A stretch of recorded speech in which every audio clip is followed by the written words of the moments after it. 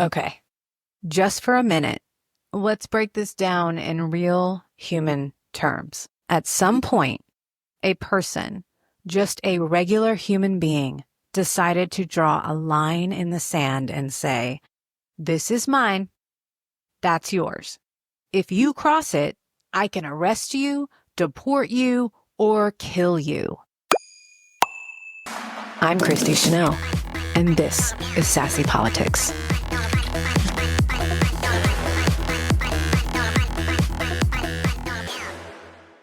And now we call that a border. We treat it like gospel.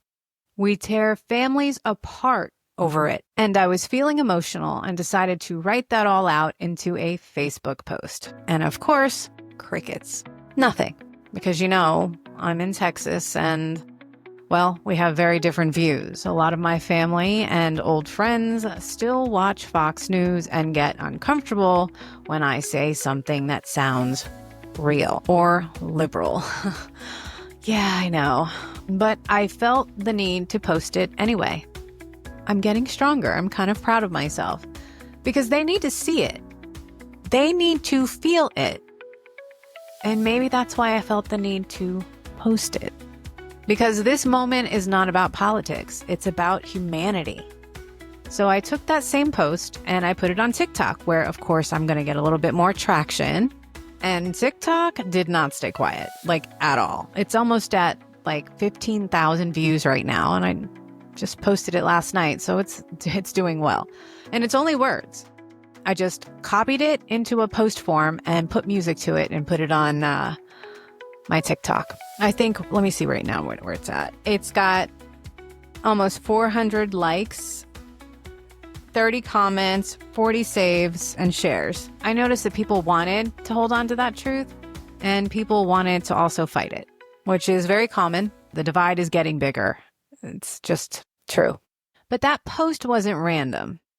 It was sparked by something real, something urgent. If you watch the news, this may not be the first post that you're seeing on what happened in LA, but I'm going to break it down because I was watching live on TikTok when all this went down. I was not watching mainstream media, and I want that point to be very, very clear when I go through what happened. Okay. This week, ICE showed up at a Home Depot in Los Angeles. I saw footage of the ICE agents taking boxes of ammunition out of a vehicle. Massive amounts of boxes. They were preparing to really make a statement. They didn't come quietly.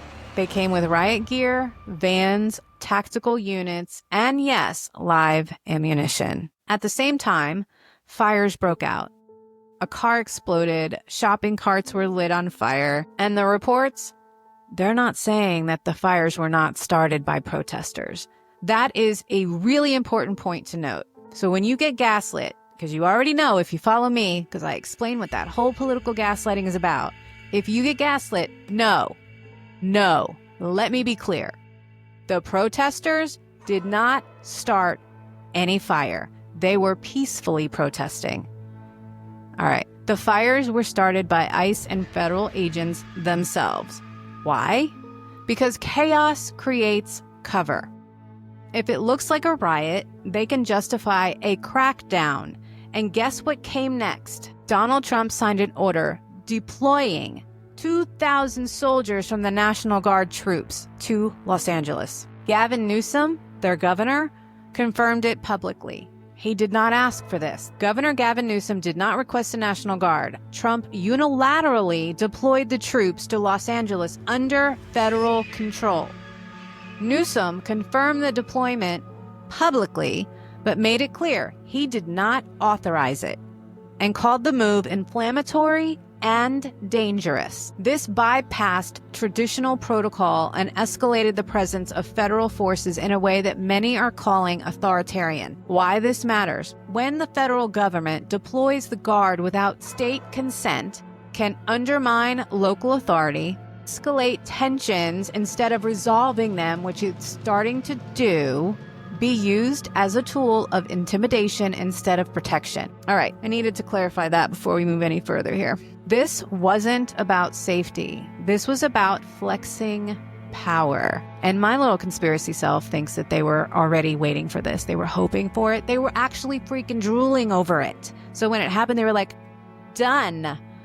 Anyway, federal agents were already in place. They were waiting for them to react. They were waiting for the people to get loud so they could say, see, this is why we need troops in the streets. That's not public safety. That's a setup. Now, here's the part that hit me the hardest this week.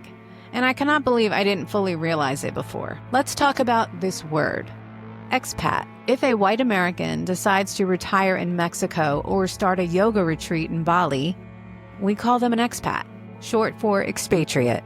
It sounds fancy, elite, like they're worldly and adventurous, but when a Mexican family crosses the U.S. border looking for safety or a job, we call them an illegal immigrant, or worse, just illegals. Same action, moving from one country to another, totally different language, totally different treatment. Why? Because race and privilege determine the story. We don't question the white people moving abroad. We build cages for brown ones trying to survive. Nobody's showing up at an expat's house with ICE agents and smoke bombs. Nobody's ripping a white tourist out of a Home Depot and throwing them in a van. But we do it to undocumented workers every single day. We've been trained to believe that one type of person deserves freedom and the other doesn't. And you guys know, I talk about this stuff every day. And even I hadn't connected the dots this clearly until this week. So if this is new to you too, good. That means you're learning. That means you're waking up. Let's stay here. Let's get deeper. So, okay, back to the post. I shared all of this on TikTok, and the reaction was huge. Some people said, well, borders are real. Sovereign nations exist. This is just the way the world works. Let me say this.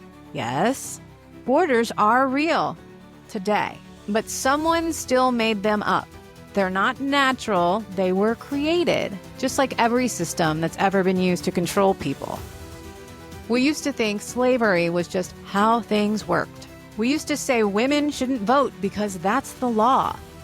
Existing doesn't mean equal justice. Then someone commented, I shouldn't have to pay taxes to support someone else's family. Okay, but you already do. You pay taxes that fund billion-dollar military contracts, tax breaks for billionaires, and bailouts for massive corporations. Nobody gets mad about that. But the second it's a poor brown family trying to eat, now it's an outrage. Let me remind you, undocumented migrants pay taxes. They pay sales tax, they pay property tax, and yes, even if they pay rent. Many of them pay taxes without getting the benefits. No Social Security, no Medicaid, no government handouts. They're literally funding our benefits and getting nothing in return.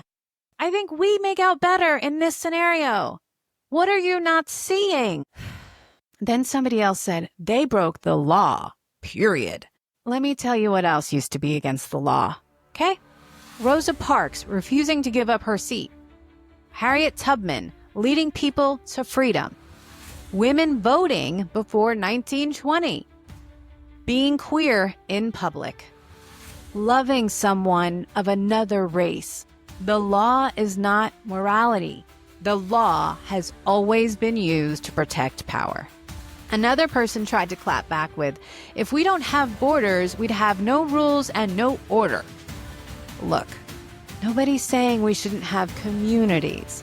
What I'm saying is we've taken something made up, like lines drawn in the dirt, and turned it into justification for cruelty. We're criminalizing need. We're pushing survival. This isn't about law. It's about power.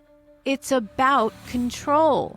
And it's about whose life we think matters and whose doesn't. Let's take away the politics for a second, okay? Let's strip off the media spin and the legal jargon. We're talking about people, mothers, fathers, kids, co-workers, neighbors, people who bleed like you, love like you, and fear like you. We are rounding them up, tearing them from their families, sending them back to places they fled for a reason, and calling ourselves the land of the free. No, that isn't freedom. This is fear, dressed up as policy. This is racism, wrapped in paperwork. If you made it this far, thank you. I hope this woke something up in the same way it woke something up for me, because we're living through something terrifying and also something powerful. People are rising up. People are paying attention. And once you see the truth, you can't unsee it. No one is illegal on stolen ground. No one deserves a cage for seeking safety. And if ICE is out here starting fires and the government is sending in the military, we don't have an immigration crisis. We have a humanity crisis. If this episode meant something to you, share it. Talk about it with your family, even the ones who don't get it yet. Tag someone, send it to someone who still says illegal like it's a punchline. Follow me on YouTube and TikTok under Sassy Politics. And also, I recently started a Substack under Chanelle. So, if you want to help me build a real movement, email me. We're just getting started because the voices are getting louder, and so is mine. Love you, miss you, bye.